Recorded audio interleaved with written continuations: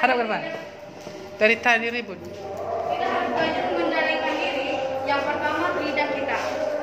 Supaya kita tidak melukai orang lain dengan perkataan kita. Marilah lihat Mazmur 4 ayat 5. Mazmur 4 ayat 5. Mari kita baca bersama-sama.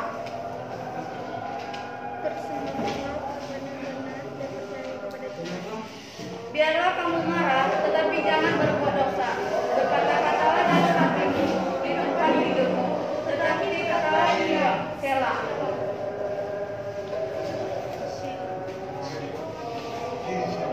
Anda tahu bahwa firman Tuhan ini mengajarkan kita kalau ketika kita marah, janganlah kita berbuat dosa. Sebaiknya kita berkata-kata di dalam tempat tidur kita, artinya kita meluangkan waktu kita untuk menenangkan diri kita. Jangan sampai kita emosi, mulai marah dan melampiaskan emosi kita kepada orang lain, sehingga membuat orang lain terluka. Saat kita marah, lebih baik kita tidak berbicara, karena keputusan yang kita ambil saat marah pasti salah.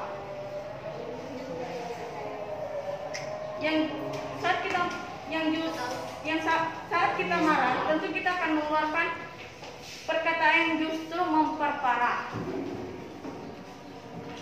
Kita yang bicara mungkin lupa, tetapi luka yang kita tinggalkan tetap ada. Mari kita buka Lukas 6 ayat 45.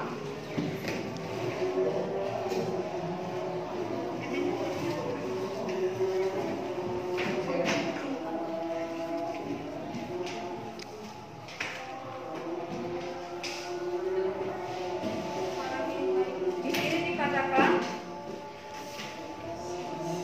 orang yang baik mengeluarkan barang yang baik dari perdarahan hatinya yang baik, dan orang yang jahat mengeluarkan barang yang jahat karena yang diucapkan mulutnya meluap dari hatinya.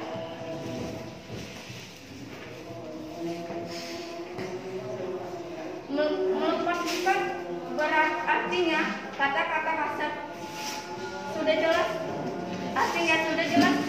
Kalau kita sedang marah, pasti hati kita gak enak, dan perkataan yang kita keluarkan pasti juga gak enak. Jadi kita harus belajar mengendalikan diri kita ketika kita marah. Dan ketika kita marah, kita memilih supaya tidak berbicara. Melepaskan perkataan itu mudah, tapi mengobati luka yang sudah mengobati hati yang luka itu lama. Demikian juga ketika kita bercanda gurau dengan orang lain.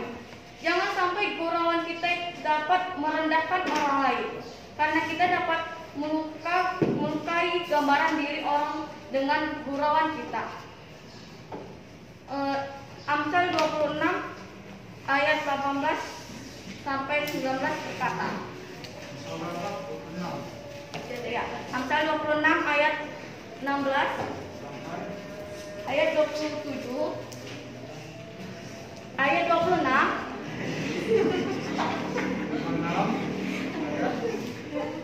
18 sampai 19. Seperti orang gila menembakkan panah api dan panah maut, demikian orang yang memperdaya sesamanya dan berkata, aku hanya bersandar gurau.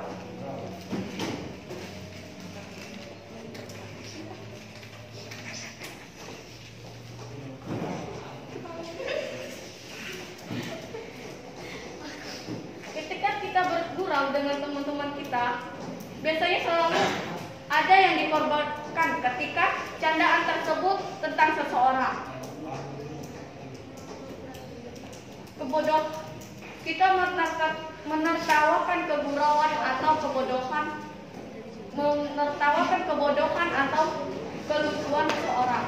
Sekali mungkin tidak masalah, tetapi ada orang yang seringkali dibully dengan kata-kata dan dengan hal yang sama. Misalnya bentuk fisiknya atau bentuk wajahnya. Bagi teman-teman yang menertawakan mungkin masuk hati tidak merendahkan, hanya cari objek untuk diguraukan.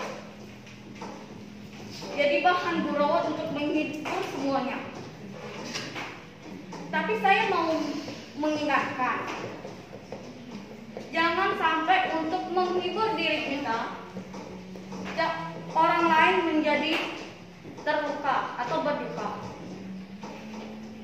Dalam Amsal 26 ayat 18 sampai 19 artinya,